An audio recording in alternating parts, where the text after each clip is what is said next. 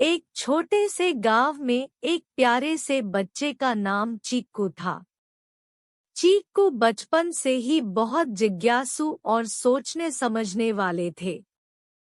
वह हमेशा अपनी माँ से नए नए सवाल पूछता रहता था और उसकी माँ उसके सवालों का उत्तर देने में कभी पीछे नहीं हटती थी। एक दिन चीकू ने खाने के वक्त अपनी माँ से पूछा, माँ, आपके पास जवाब है कि भगवान कैसे दिखते हैं?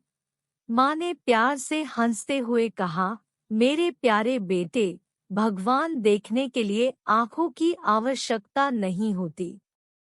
वह हमारे दिल में होते हैं और हमें अपने कामों और अच्छाई के माध्यम से दिखते हैं। चीकू को यह उत्तर समझ में आया, लेकिन उसके दिल में और भी सवाल थे।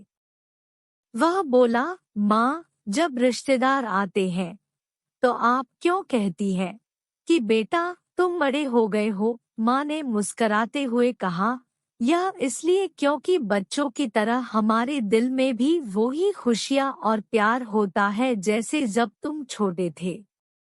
जब हम देखते हैं कि तुम बड़े हो गए हो तो हमें गर्व होता है, क्योंकि तुमने हमारी शिक्षा को सही दिशा में बदला है।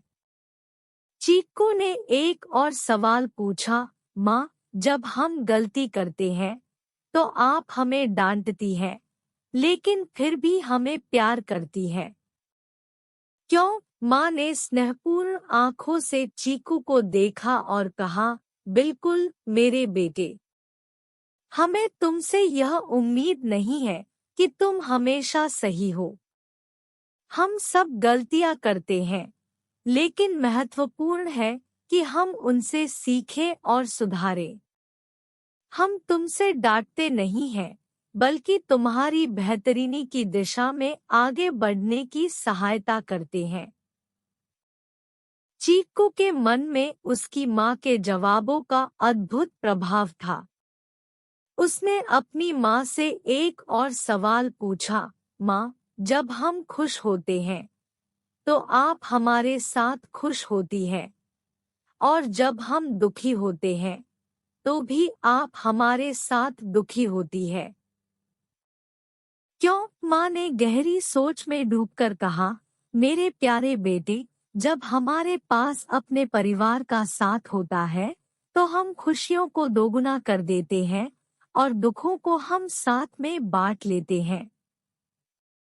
हम चाहते हैं कि तुम हमेशा खुश रहो, लेकिन अगर तुम दुखी होते हो तो हम तुम्हारे साथ हैं और तुम्हारा सामना करने में मदद करेंगे।